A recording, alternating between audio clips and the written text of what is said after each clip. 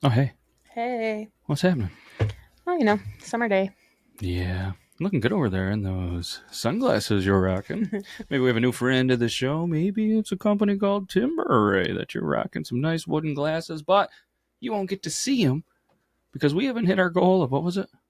Like $50,000 on a Patreon we don't have. So if anybody out there wants to continue to see, potentially try to get Meg on camera for the very first time, we did throw out there a couple episodes ago, that is going to need to be about 50 grand.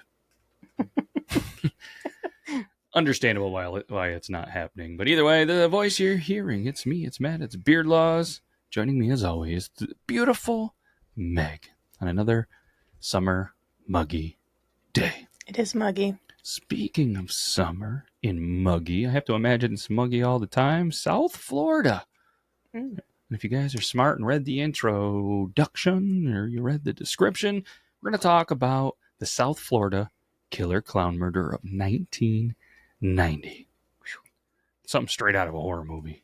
Is this something that you remember hearing hitting the news in the 90s when you were approximately, I don't know, 5 to 8 years old?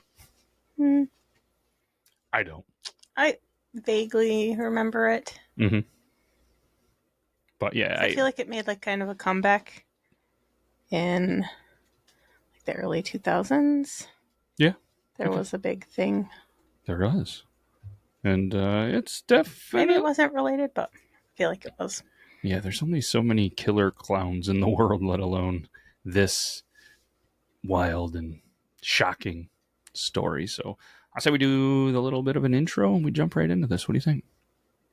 Okay, let's do it. According to the Rascal Watch, I think it's about intro time, don't you? And if anybody wanted to, be able to tell time is cool, so just go to raskll.com, rascal.com. It's cool, right? It is cool. I got the matching bling on the wrist. Got a nice vintage feel to it. Oh, it's so cool. Big friends of it. So since it's Rascal time, let's hit the intro and do it. One, Meg? Do it.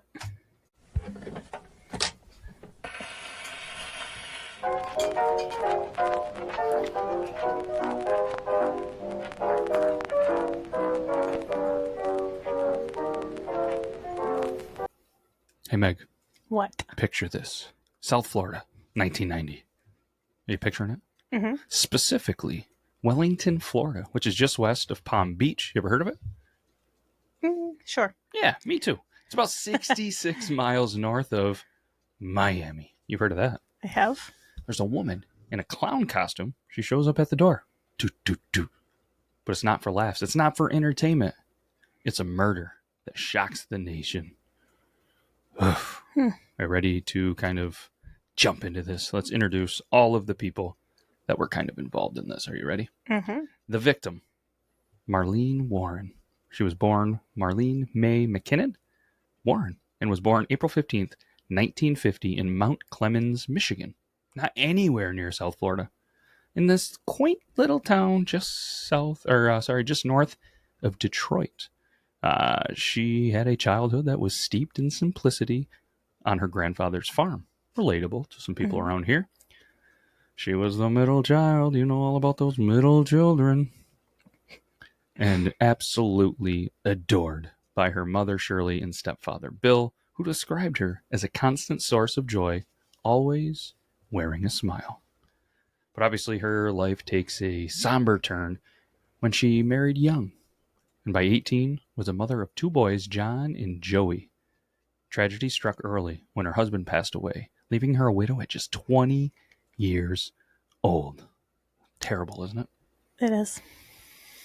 Despite the immense burden that she bore, she was a devoted mother, with Joey fondly recalling her as a person of love.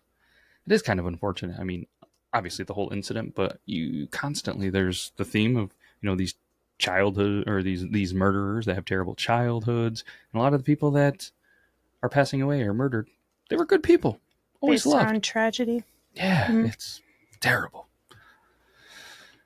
But in the settling of Wellington Aero Club, Marlene found love again with Michael Warren. Their union brought together a blended family, with Mike stepping in as a caring stepfather to John and Joey. For Joey, Mike was the father figure he and his brother had been missing, and Marlene seemed to have finally found happiness after tragedy struck. The move to Wellington, Florida promised a fresh start in a community where luxury living was the norm. That's not a norm for us, but down there, it's definitely the norm.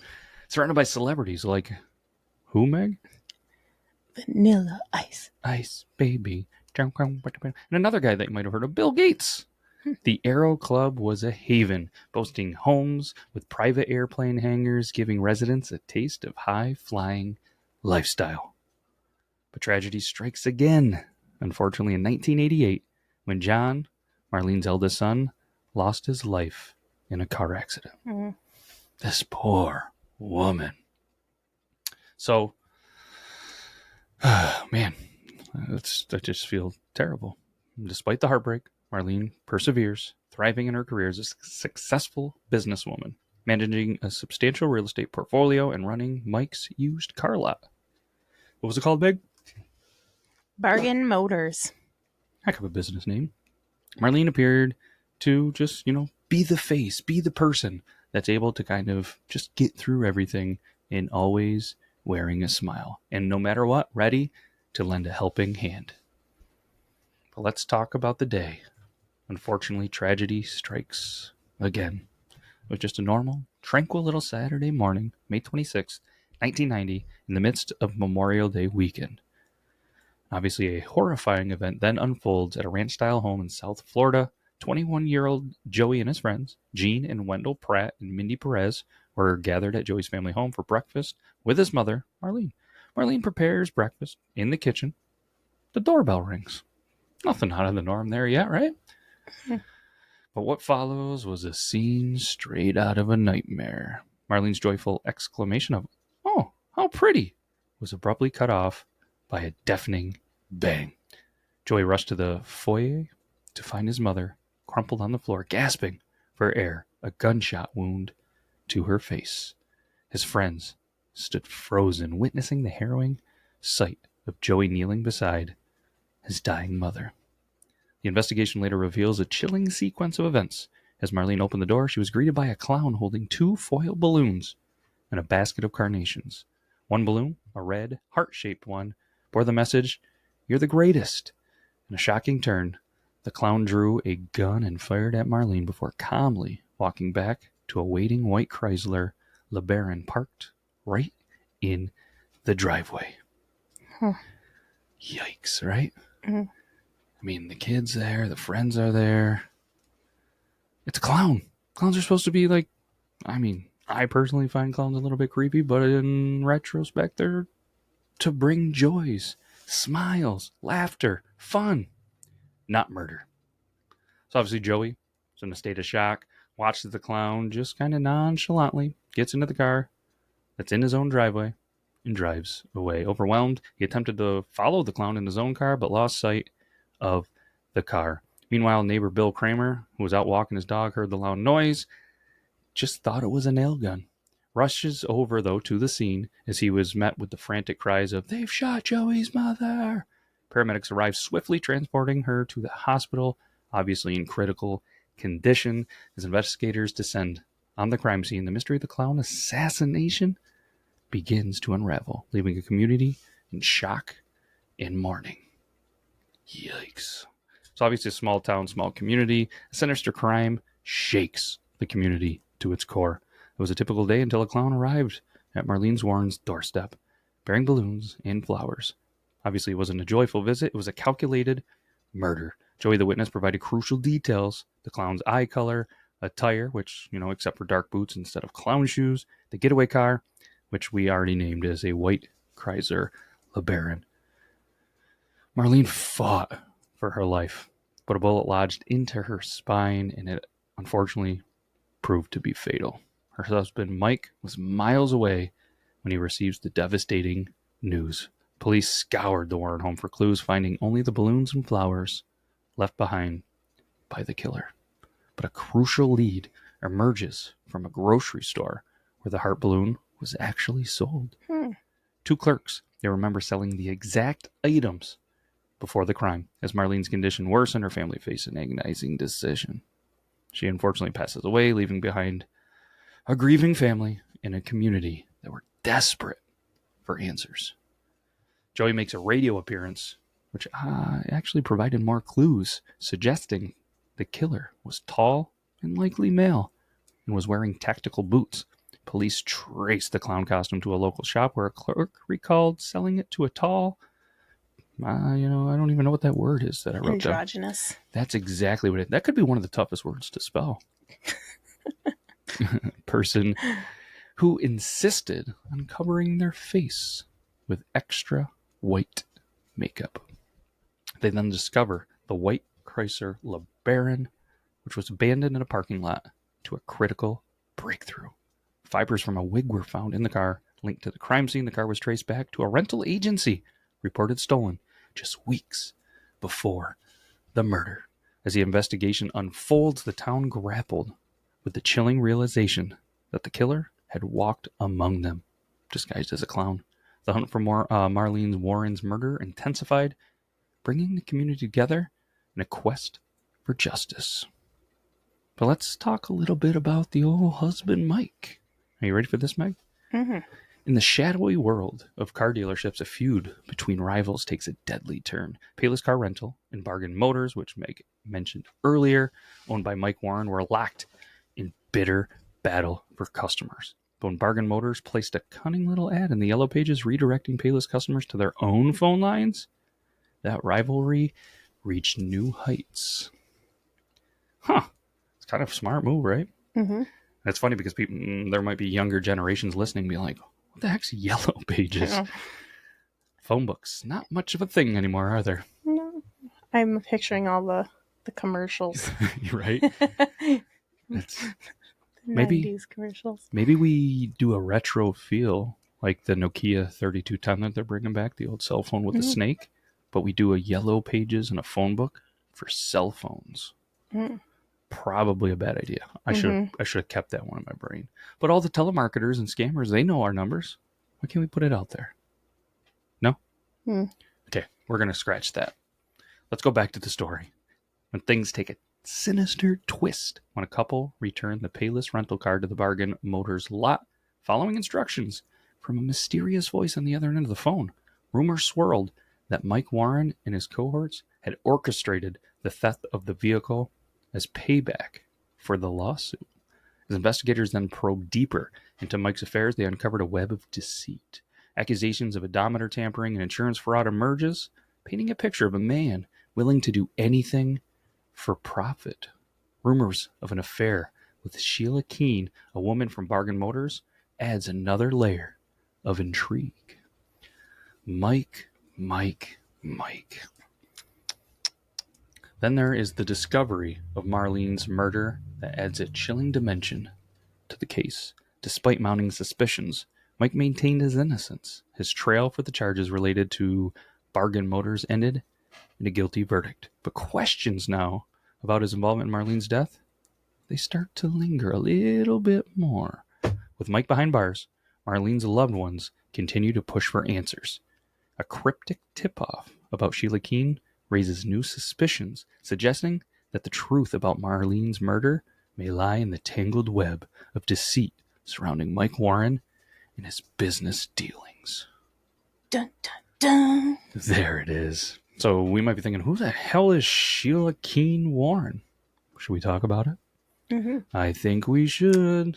Now enter Sheila into the story. The woman accused of being the killer clown. Was her connection to Marlene and what led investigators to her? Let's explore the twists and turns that brought the spotlight onto her. In a small country town, Sheila Keene stood out with her striking looks and drive for a life of luxury.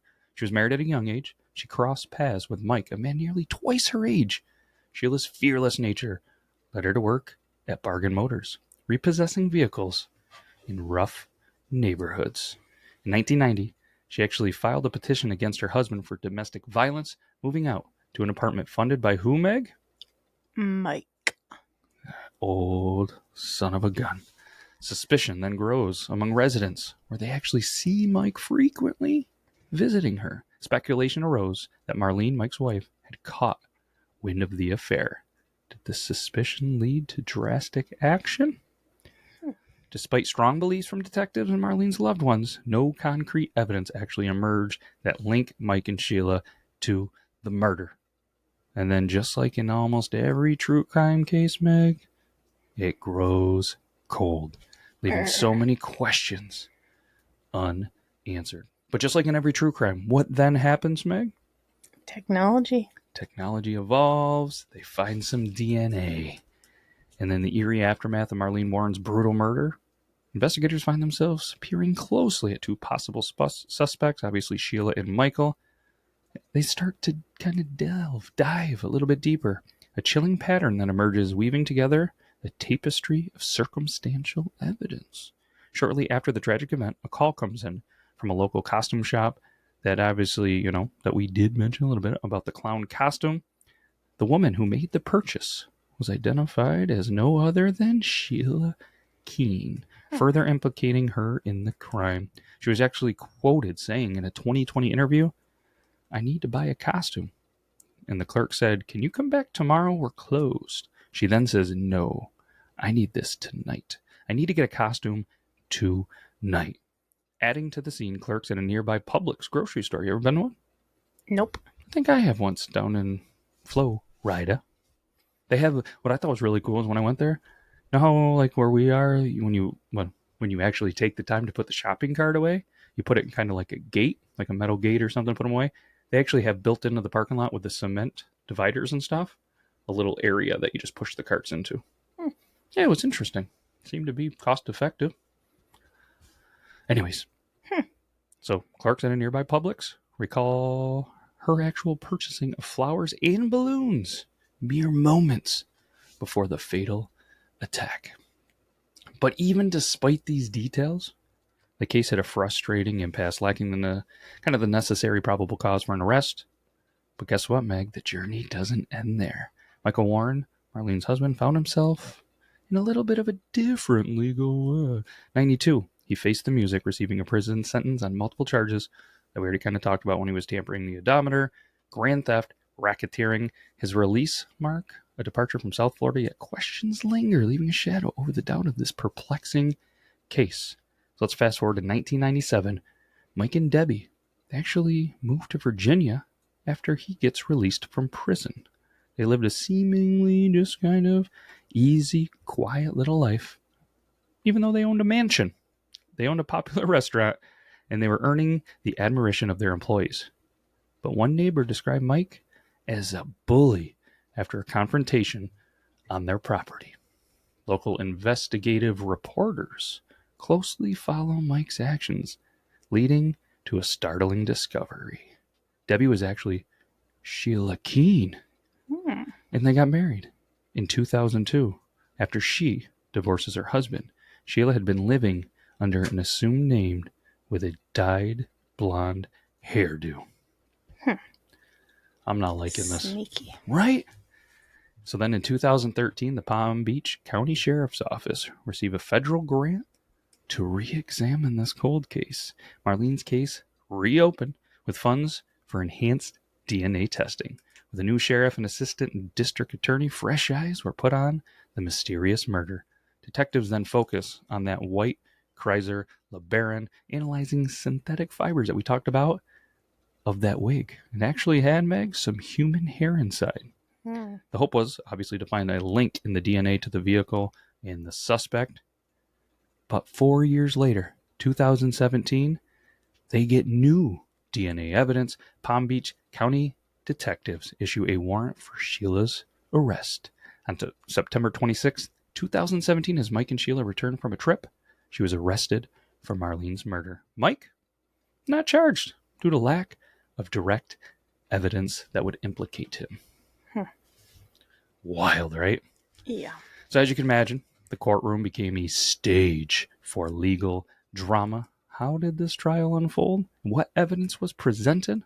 Well, let's dissect the legal proceedings that determined Sheila's fate. It was a chilling turn of events. Sheila's swift decision to waive her rights to an extradition hearing raised some eyebrows. Authorities noted her eagerness to return to Palm Beach County for her day in court. The following day, the Palm Beach County State Attorney drops a bombshell, announcing their intent to seek the death penalty or life in prison for old Sheila Debbie. Wasn't that her other name, Debbie? Debbie. Debbie. Of all the names, you're going to come up with a fake one? It's Debbie? No offense to the Debbies out there. What would your fake name be? I don't know. I'd have to really put some thought into it. Mine would be Hugo. Hugo? Oh, Hugo.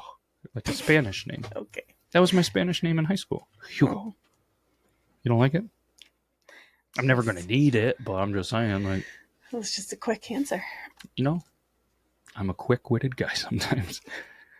Obviously, Sheila Debbie maintains her innocence. She claims she was repoing cars when Marlene was murdered. She said, I wasn't there. I was getting cars from nasty neighborhoods. And despite facing serious charges, her mugshot revealed a surprisingly jovial demeanor, reminiscent of her younger self arrested for shoplifting. That was tough to say for some reason. Shoplifting. The case then takes a dark twist with DNA evidence that resurfaced in 2018. They link the hairs found in the Chrysler with that curly wig to Sheila. Witnesses identify her again as the purchaser of the balloons, the carnations, and the clown costume. But in a bizarre coincidence, Joey had encountered Sheila months before her mother's death. A persistent comment from a guest at a party hinted at Sheila's involvement, citing her beauty as a potential risk. Despite witness descriptions emphasizing the killer's height, Sheila, much shorter than described, maintained her innocence. Her defense pointed out discrepancies in witness accounts, including the shooter's perceived gender and DNA evidence suggesting mix of a male and female genetic material. But again, another surprising turn. Sheila pleads guilty to second-degree murder in 2023. Her plea deal could see her released after serving just a few years, thanks to Florida's gain time policy. Yikes. So what this policy does, it incentivizes good behavior, reducing sentences for compliant inmates. And then there's Michael, the husband, not charged or connected to the murder at all. He sells the restaurant and actually remains in Virginia, away from all the legal storm surrounding his current and former wife. The motive behind the murder raises intriguing questions, right, Meg? Mm-hmm. I mean, was it a love triangle? Did they do it for financial gain? Or was it just something more sinister? I mean, the couple married each other 12 years after the murder. They open a restaurant? It's disgusting. It's weird. Isn't it? It's unbelievable. And obviously, anytime there's a murder or something like this, it always does leave an impact on the community. Mm-hmm. Beyond the headlines, I mean, how did the South Florida killer clown murder impact the community? And obviously the poor son that was left behind. There was an exclusive interview that we kind of mentioned a little bit earlier with 2020. Joey, the son of the beloved murder victim, shared the profound impact of, the loss, stating that it left a void in his heart that just remains unfilled, describing her as a great mother, charismatic figure, full of love. His words paint a picture of a life taken too soon. I believe he was quoted saying again in this interview, I never thought I was going to get a guilty verdict. And it was a shock. It just blew his mind. I mean, the last words that he ever heard his mother say was, "Oh, how pretty," before she was shot tragically. Unbelievable. Sad. Isn't it? It's one of those things. I mean, maybe in the 90s, which you think isn't that long ago. I mean, 1990 was 34 years ago at the time of this recording. To think that in the 90s, how technology was kind of not so good. You know what I mean? Somebody who walks up to your house now in a clown suit and a gun, there's cameras everywhere. There's, doorbell cameras, the Ring doorbell, and there's cameras everywhere. You're not getting away with this.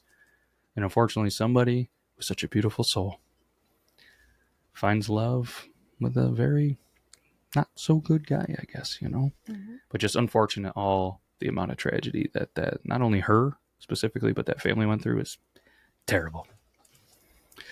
That wraps up the episode. Shout out to our sources. The Killer Queens podcast had a lot of good stuff, a free weekly podcast with episode. They did that, and there was a good little write-up in there. Obviously, our favorite Wikipedia, Jacksonville, and abcnews.go.com as well. So a lot of good sources there. Thank you for that. And we do have a quote. Do you want to read the quote, Meg? Sure. All right, do the thing. If you ask anybody what they think of clowns, it's associated as much or more with something crazy and scary as it is something joyful. Bill Skarsgård? I'm in I for think it. that's how you say it. You're asking the wrong guy. I'm great with names. Skarsgård, sorry. Bill Skarsgård. Skarsgård. That's fun to say. That's my new fake name. Skarsgård. I want to be Skarsgård or Bill. We'll go Skarsgård. But either way, we did kind of hint last week about an episode that we were going to do, and I was super excited to get the book, and we were going to do the whole thing. I didn't get the book in the mail, so spoiler alert! It's supposed to be here at the time of the recording to the day after. So look forward to it. We're gonna throw it back. Slightly postponed, but not that much. We're gonna throw it back to the 50s in one of the most intriguing, compelling true crime things, definitely to hit of the 50s, an event that inspired several books, movies, and was the talk of the nation for a very, very long time. So you guys should be excited for that. Thank you to all the friends of the show. Rascal, love my watches, love my bling. Obviously, Copper John's. They got this new ball wash. If you guys are into it, go to theballwash.com. Or if you're looking for some beard products, go to thebestbeardproducts.com. Or just go to copperjohnsbeard.com. Use code BeardLaws. Brio, if you're looking to shave, go to Brio for Life. Use the code BeardLaws as well. We got some good stuff going on there. I might even have to get a new nose and trimmer, maybe even trim up my ears so I can hear a little bit better and Meg doesn't get so mad at me. Timber Rays, go check them out for some glasses. Meg's rocking them. She's looking fantastic. I think that's all, just about all. And we're going to have some fun little friends of the show coming up in a couple of episodes, so look forward to that as well. On all the social medias, check out beardlawsstudio.com, yorktown.com for the interactive app. We got another one, another pin in the map. First time ever hitting Florida. That's all I got. Anything else? Nope. That was fun. That was good. Mm-hmm. I'm going to go do some cannonballs in the pool.